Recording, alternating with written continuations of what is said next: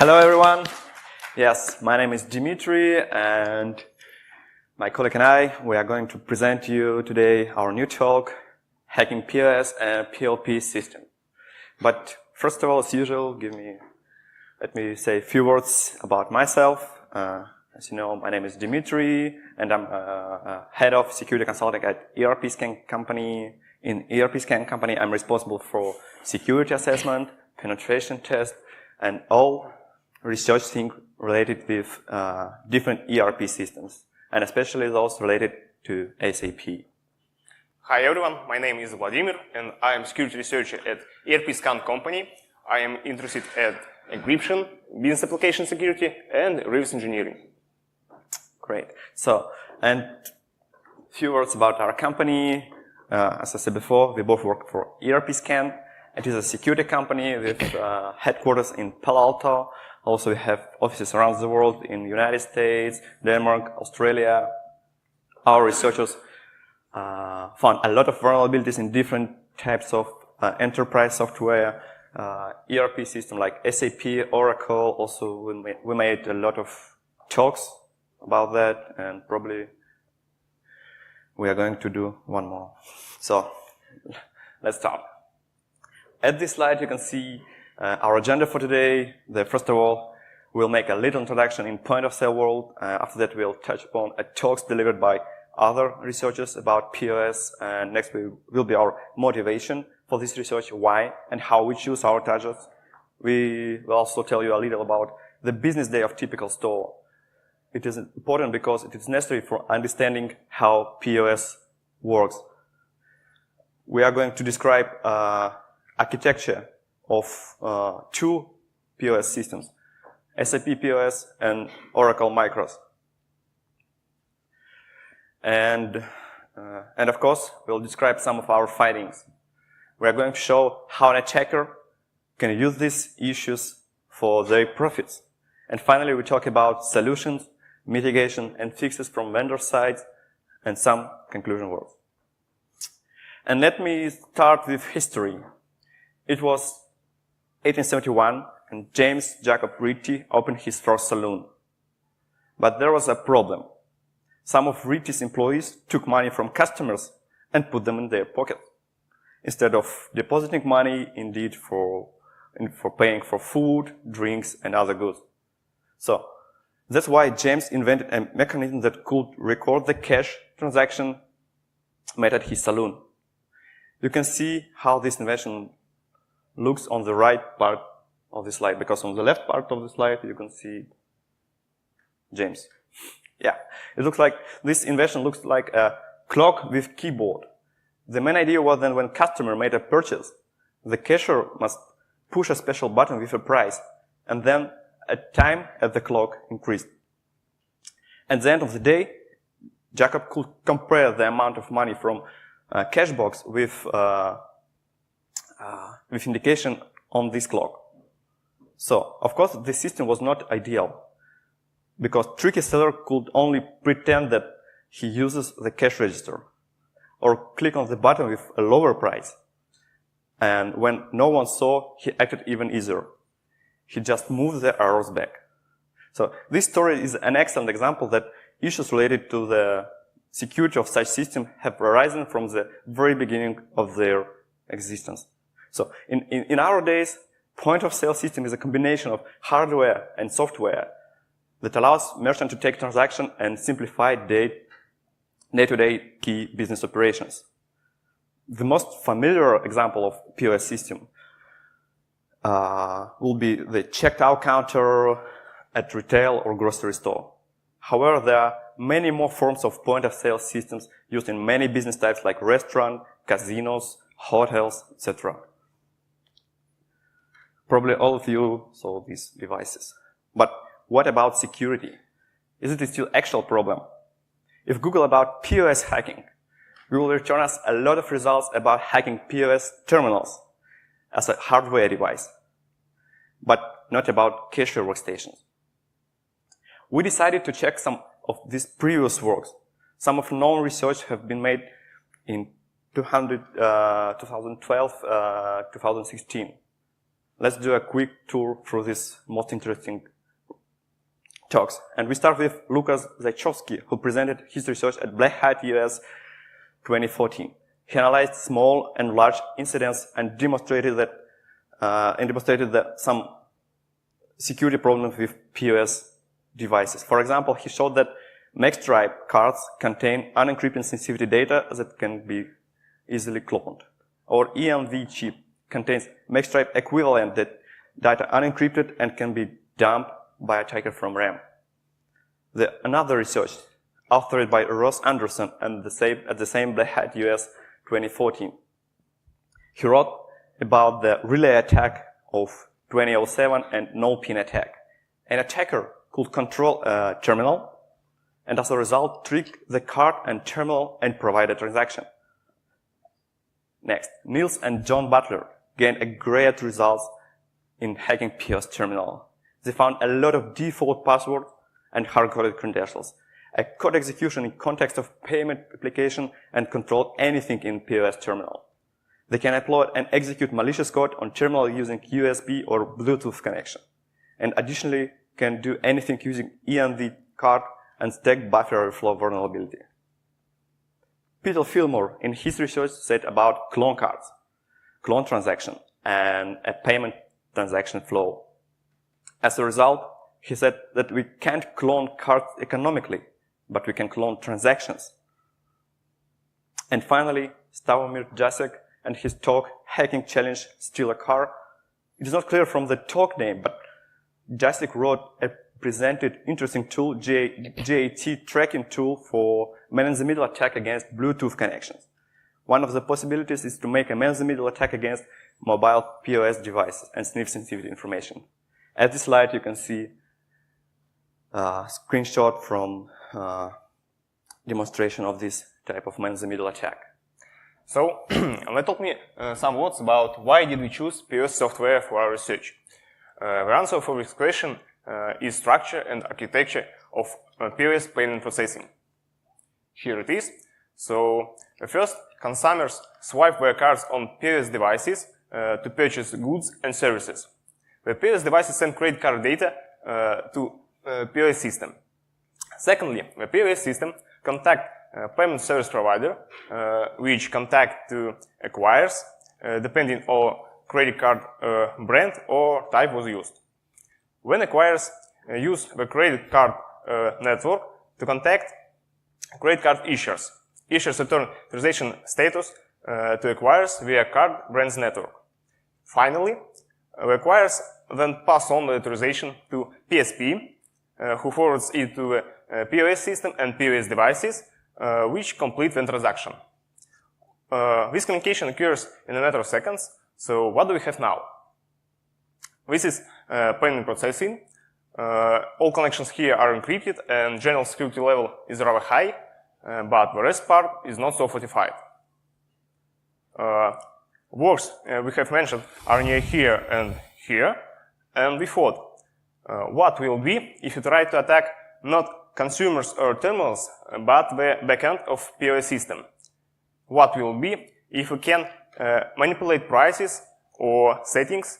Could be very interesting because payment information goes not just through the terminals, but the POS software too. Let me have some words about business day for a best understanding of process. Every day, the store manager opens terminals. Then, a manager opens terminals and which get updates and information for the server. After that, business day begins. During the day, all information goes through a terminal, like logs, receipts, returns, cash, inventory, and other. So, at the end of the day, the manager closes terminals. Terminals send log information to the server, and the manager closes the store. And no transaction can be done until the store is closed. So, how did we choose POS system? This top 10 contains at the same time large and mid-size POS software vendors. We decided to check the largest first, and we chose SAP company, SAP is a worldwide leader in enterprise applications in terms of software and software-related service revenue. Based on market capitalization, we are the world's third largest independent software manufacturer. So, who is SAP POS? The description from SAP site says that it's client-server point-of-sale solution, known as Traversy Transactionware. Prior to its acquisition by SAP in 2005, SAP POS meets the needs of a wide variety of retailers with the benefits of our 50 years of refinement, development, and customization. Retail customers include department, gas, big box, and other retail verticals. Additionally, the solution is offered with powerful back-office applications for in-depth store management and reporting. This is SAP POS architecture. It's rather typical for the point-of-sale solutions. It consists of point-of-sale client applications running on the front office to process POS transactions, store server applications running in the store's back office to serve connective, operative, and administrative needs, and store configurator application running in the head office to allow central configuration. We didn't check mobile point-of-sale system, so our architecture was like this. And at this slide, you can see how POS terminal looks like. There are cashier and manager functions, terminal information window, input area, instructions, receipt area, and total and status area. So it's cashiers and managers who use these functions. This Express server looks like. Administrator can start and stop Express server application, look for current actions, and configure backup service and debug applications. This Express server should be always on for a correct SAP POS work. So this is Store Manager. There are several units like administration, file maintenance, and others, which Store Manager can configure to set store settings. So this is Store Configurator. There are some menu with sub-menu where region administrator can change parameters. After the configuration, administrator converts settings to special files with this button. So let's go deeper to SAP POS system, and this is our plan. First part is processing between head office and store server. After that, we'll discuss communication inside store server between database, store manager, and Express server. And the last part will be POS client and Express server. So, Store Configurator is an application used by administrator to configure everything. Please pay attention, everything in SAP POS system, like users, terminal appearance, security settings, and others. So, using a pretty nice interface,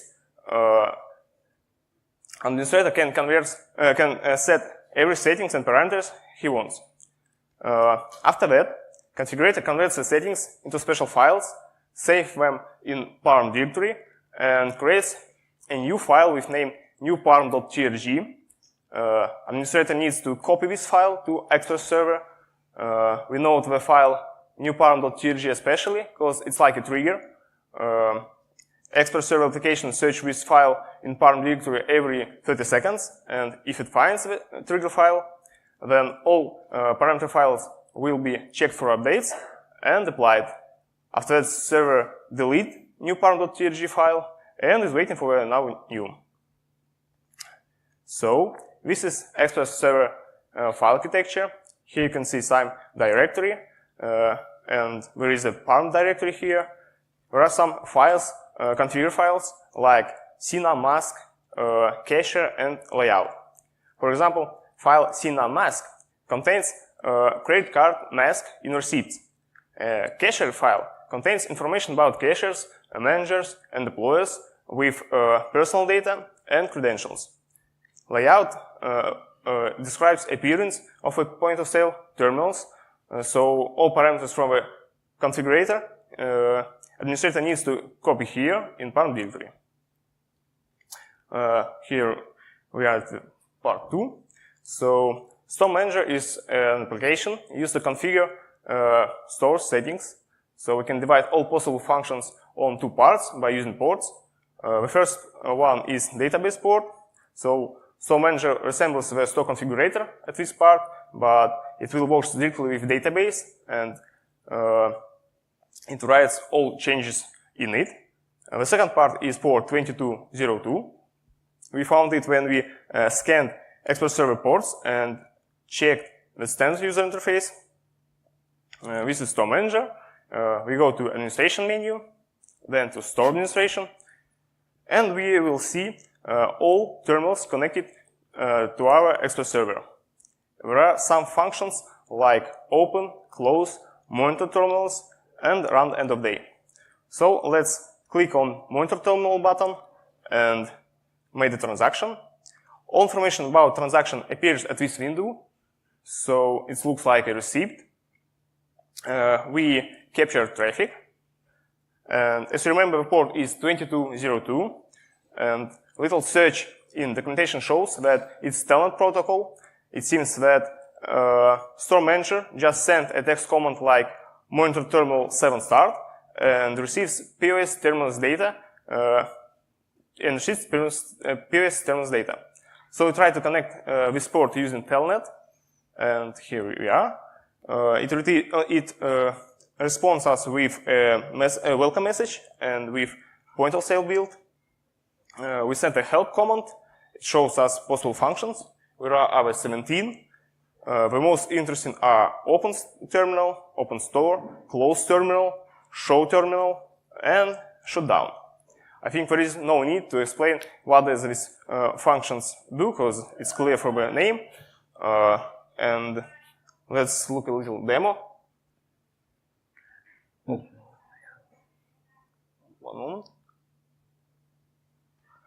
So here you can see we made a Telnet connection to the expert server.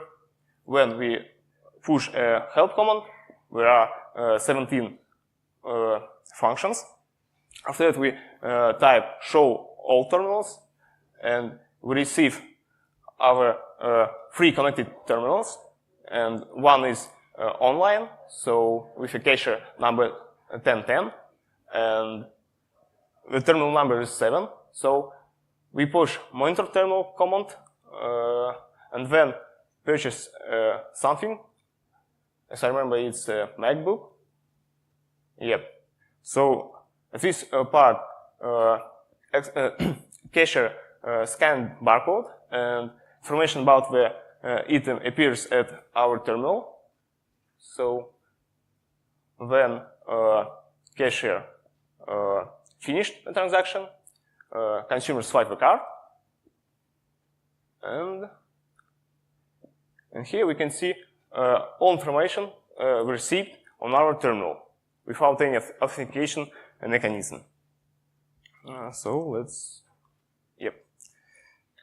After that, we started searching for any special and secret functions, methods, and backdoors, and found this. It's to store procedures in database with which create a default user with name back and password door. It's rather funny, but we are not talking about this, and we made a reverse of XPS file. It was not so hard to find functions controlling the port 2202 using return from help command. There are our 74 methods with the same structure in opposite of 17 showing in help return. There is no information about them in official documents, and so to say, but not all of them works fine. We want to tell you about the most interesting and working. So the first command is APM validate password. This command allow to validate cashier's or manager's credentials. It returns 3 different responses. So 0 for correct password and login, 1 for incorrect password, and 10 when there is no user with such login. It's clear that anybody can just brute cashier's credentials or manager credentials and got access to a POS terminal locally, but not remote. We hate brutes, so that's why I want another function like APM reset password.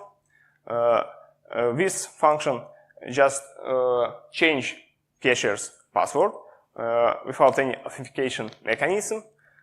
So we can just change it and get access to the system. The other interesting part, next part, is file operations. We can read files on server using file open and file read functions. There is no validation, so we type a file open command and receives file ID, and after that we can use this ID to read file content. So let's see another demo. So wait a moment. Let me help you. Okay.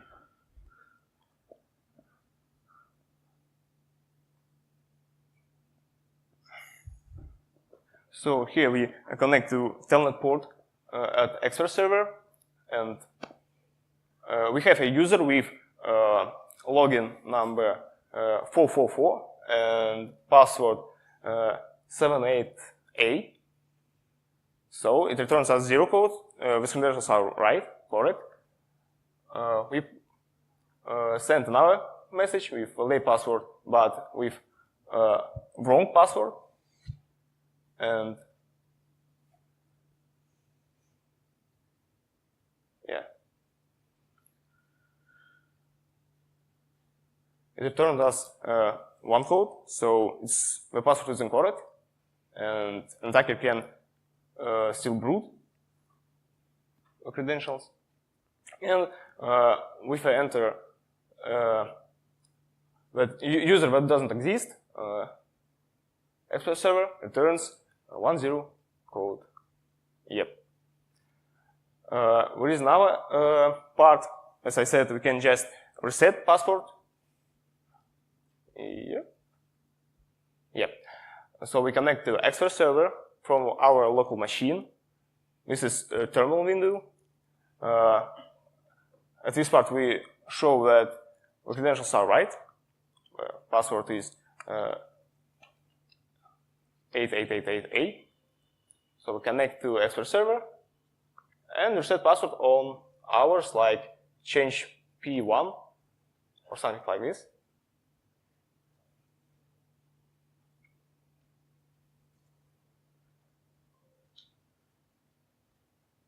Yeah, but it returns 0, so our commands was execute.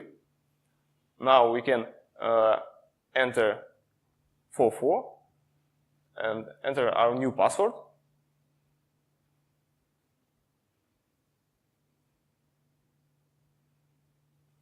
So yeah, we fully control the expert terminal.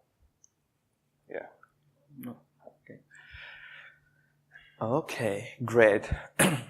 Sorry. So let's talk about communication between cashier workstation and store server. POS client connects to the store server and talks with it using port number 2200. All information like transaction, configuration, and maintains data is transferring using this port. At the beginning of the day, when store manager opens terminal, it sends a request something like, hey server, I wake up, send me new parameters, price changes, sales information, new discounts, etc. At the end of the day, when manager closes terminal and close store, POS workstation sends log file to the server. This process is called polling. And of course, right after each purchase, the POS client sends data about this purchase to the server. So we captured traffic between POS client and POS server during the polling process and discovered an interesting thing. As I said before, during the polling process, POS clients sends logs to the server and also download new parameters. We notice that packet with parameters request looks like that. Packet contains type of request, length, and information about what file POS server should return in response. And what is interesting that is there no information related with session or authentication. We repeated this request from non-terminal computer and it returns the same result. It means that there is no authentication between POS client, POS workstation, and POS server. After some experiments, we got working POC for reading any file from the server's file system. Protocol reverse shows us that our possibilities are much more than just reading the files. On this slide, you can see the different type of messages that POS client can send to the server. For example, we can write something on the server. For that, we must send only 3 packets. The first one is S-type request, which contains packet length, file path on the Express server, where we write our data, and size of sending data. The second one is F-type packet. This packet contains length and data that we want to write to the server. Right? And finally, the third packet. This packet, C-type packet, means end of file transmission. And after that, Express server handle request, a new file appears on the server. If everything was correct, server will send G-type good message. Interesting thing is if we send a packet with incorrect length information, Express server will delete the file specified in the packet. To resume, an attacker can use port number 2200 for communication with SAP POS server for uploading, downloading, and deleting file from the server without any authentication. Let me show you a quick demonstration of these possibilities.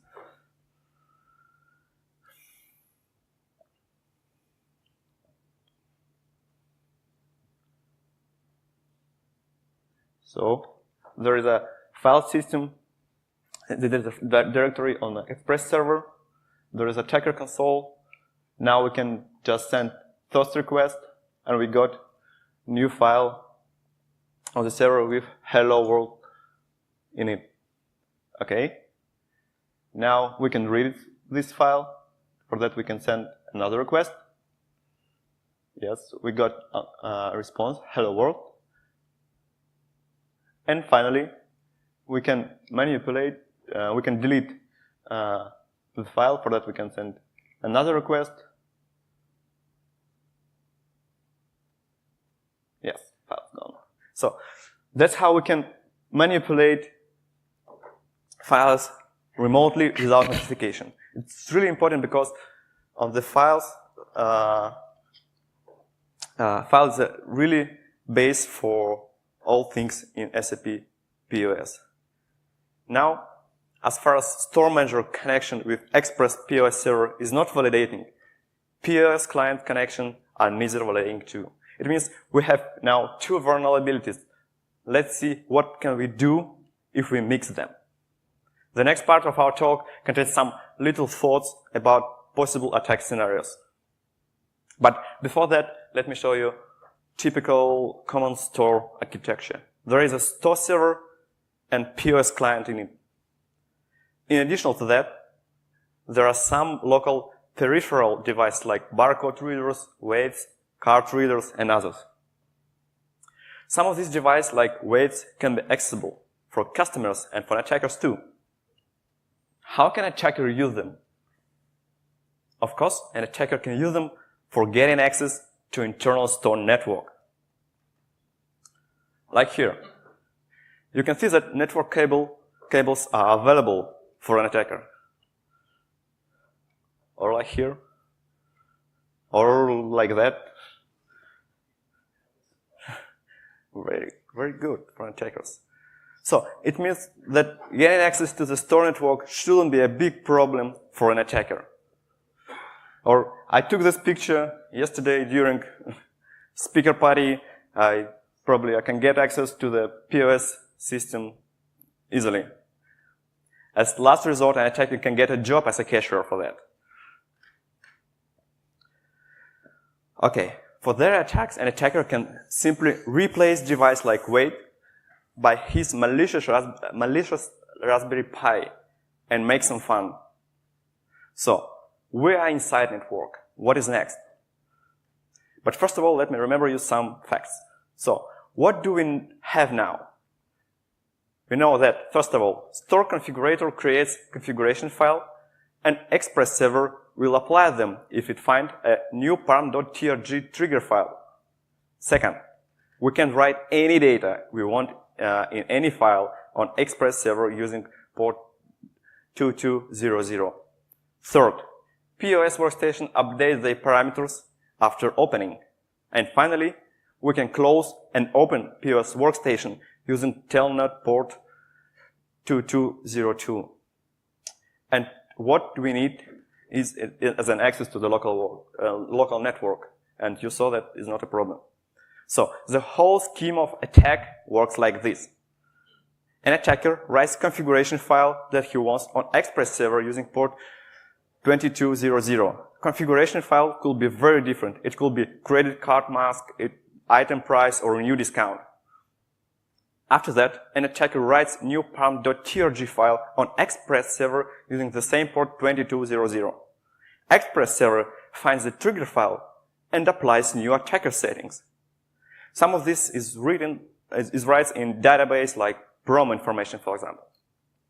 After that, an attacker needs to deliver new settings to the cashier workstations. And for that, he sends a closed term message on Express server telnet port.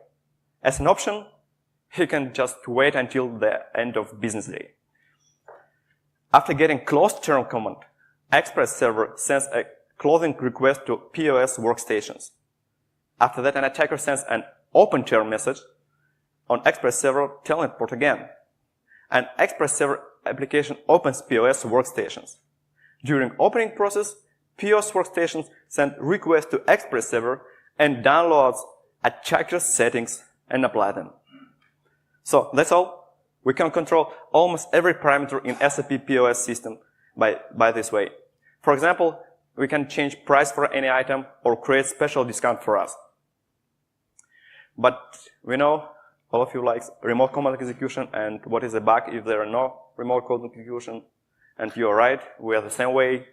That's why we found one more interesting detail. Actually, remote code execution will be a big problem in case of Linux operating system. Using this file upload and vulnerability, an attacker can add new SSH keys and use them for getting SSH access. But SAP POS works only in Windows environment. But we notice that when Express server application starts or updates parameters, it searches for XPS param.bat and stoptn.exe files. And if they exist, it will execute them. And nothing can stop us now from uploading shell and getting full control of Express server. So the whole vector for getting shell is we write XPS param.bat file with backconnect commands in the main Express server directory. We write new param.trg in param directory for triggering updates. After that, we are waiting for 30 seconds until Express server finds the trigger file. After that, Express server deletes trigger file, searches for XPS param.bat file, and executes it. We have written a reverse shell so Express server makes a back connection to our specified IP address and port number. Now we can send any command that we want and we fully control SAP POS server. Now, let me show you a full demonstration how an attacker can buy a new MacBook Pro for $3. Nope. Yes.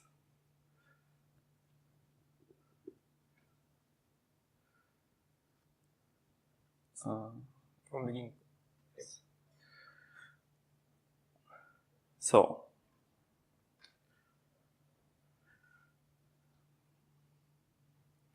there is a POS workstation, and let us make a common purchase. For that, cashier should scan barcode and you get information about price. In our case, MacBook Pro cost almost $900. Now, buyer give to cashier their credit card, swipe credit card. Cashier approve this purchase, and that's all. Everything is fine. Now, let me show how any checker can do this purchase. But before that, he needs to compromise POS client. So here we have attacker's screen and 3 windows on that. One window is waiting, listen port 1337 and waiting for shell, forever shell. Another one on the port 1338. This is port is waiting for credit cards, and there is output from our malicious Raspberry Pi.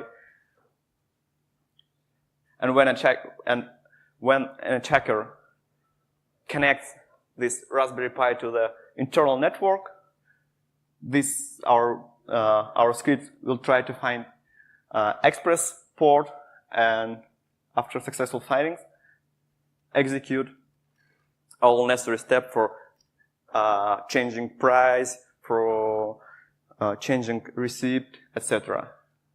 Now we got the shell automatically because we have remote code execution. So it means we can control server.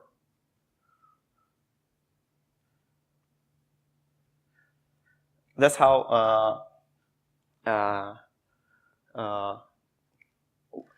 POS workstation looks during this process. Our exploit sends close terminal message, and POS terminal sends logs to the server, POS server. Right after that, our exploit sends open terminal, and SAP workstation is opening, and during this opening process, download new settings and apply them. Now, if we will try to buy again MacBook Pro, again we need to scan barcode of our MacBook. Now we can see that price for the MacBook Pro equal $3. Regular price is almost $900, but we can buy it only for $3. Again, we provide to the cashier our credit card, or someone provides to the cashier the credit card. Swipe it.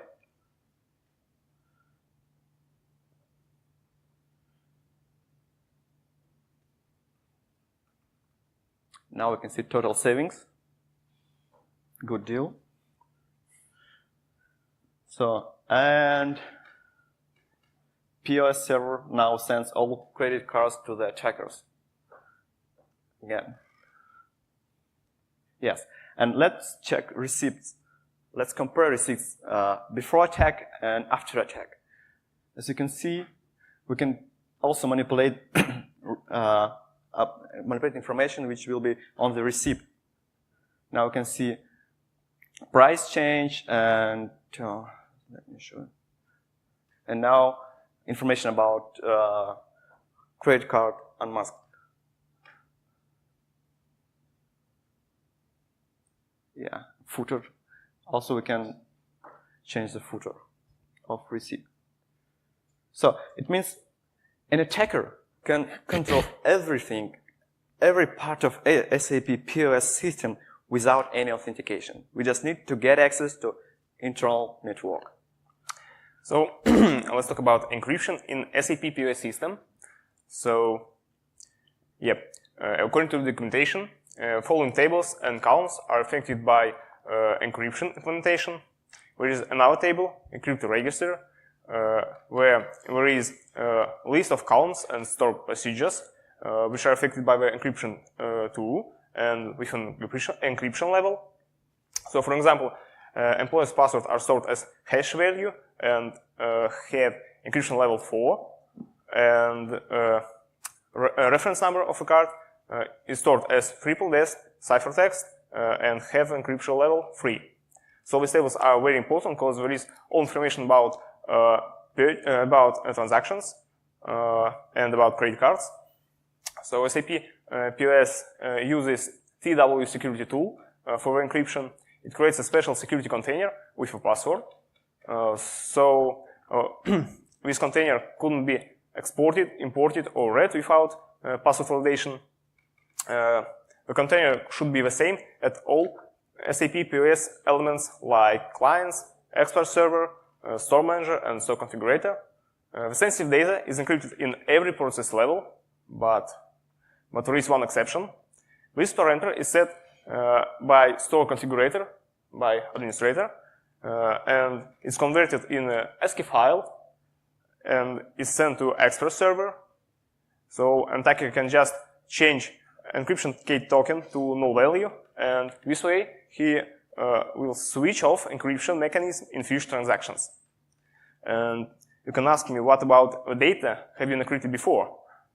And there is another tool like token creep. This tool can force encrypt sensitive data in database if there was no encryption, and re-encrypt the sensitive data with a new key. When this tool re-encrypts data, first it decrypts it, and after that encrypts one more time. So we can dump the plain text data from the memory using Frida, for example. So the attacker vector will be this. Token creep process gets encrypted data from the database, then decrypts this data.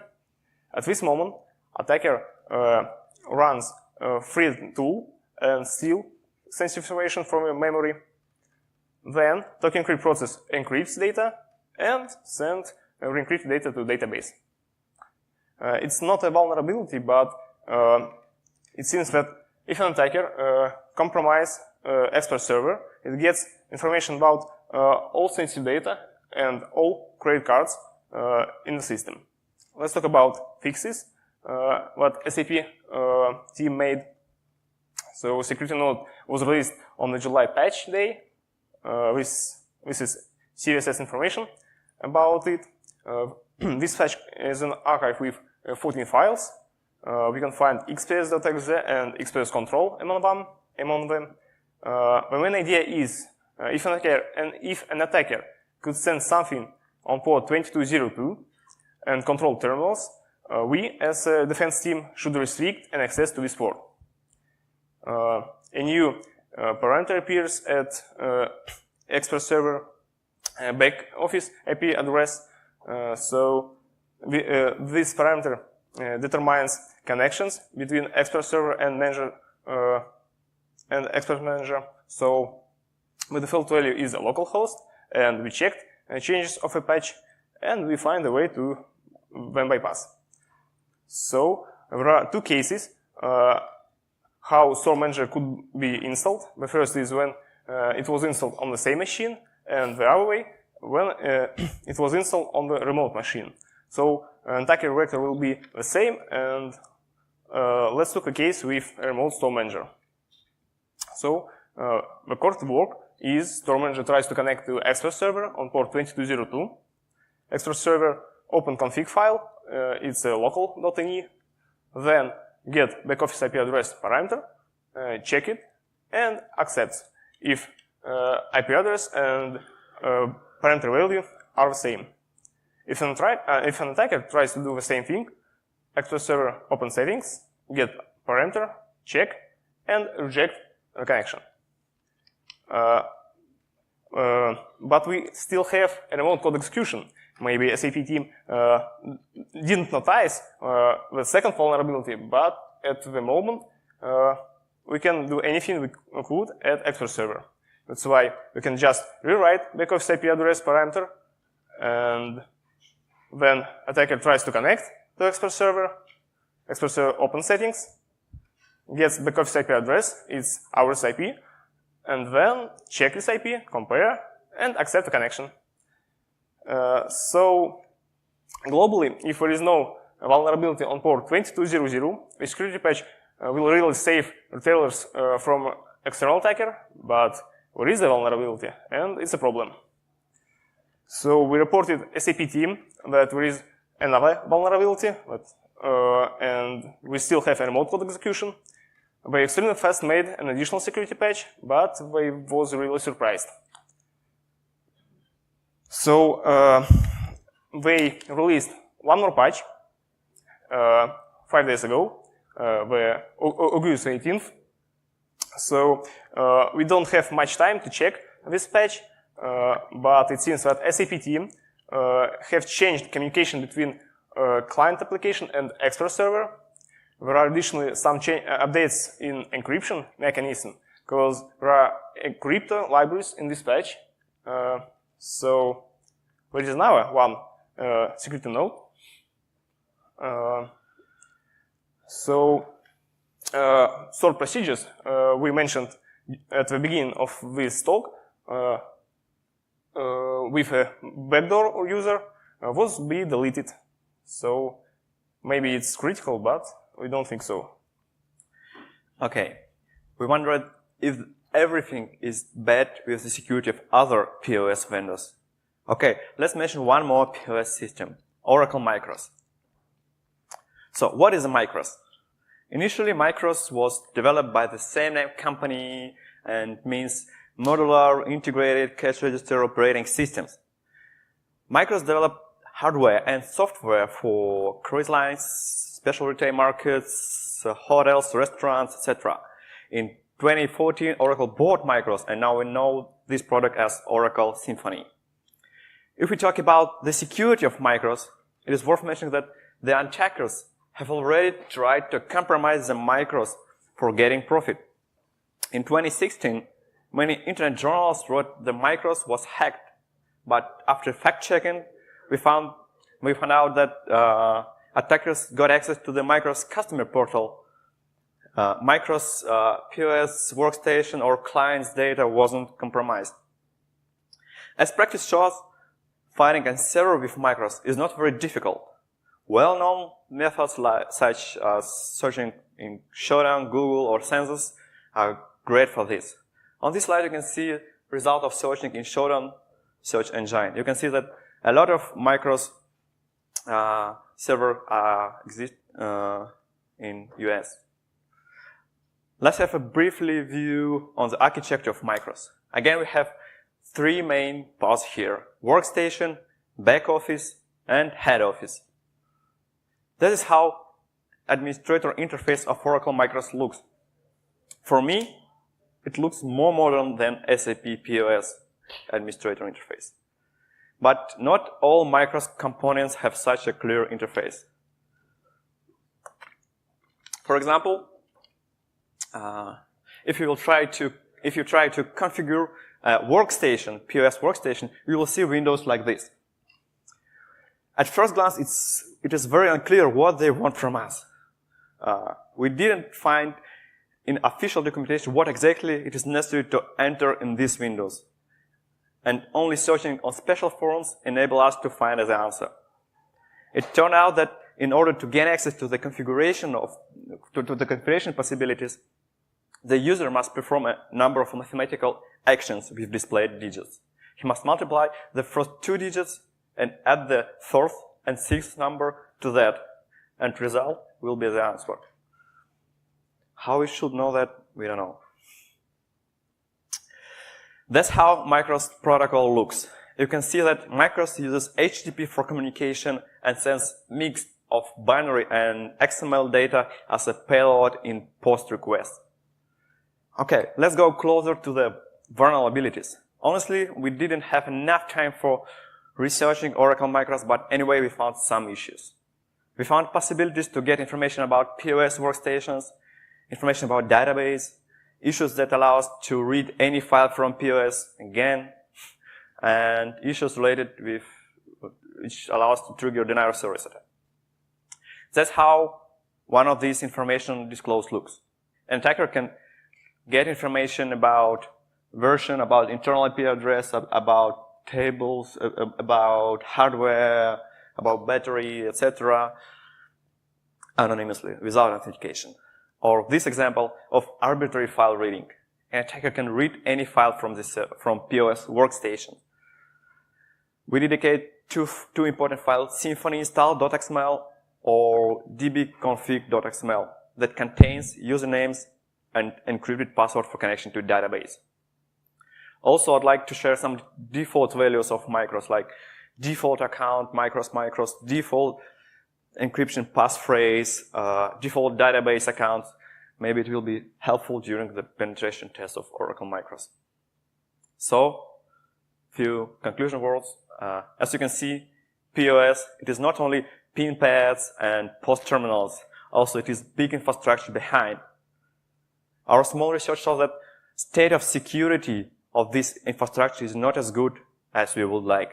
So simple bugs like missing authorization checks still exist and brings big potential for the fraud and attacks on customer data.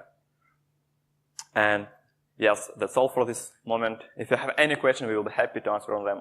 Thank you very much. Thank you. Thank you very much. Great icons. Any questions from the floor? Probably off stage then, Okay. if there are any questions. Thank you Thank again. you very much. Thank you very much.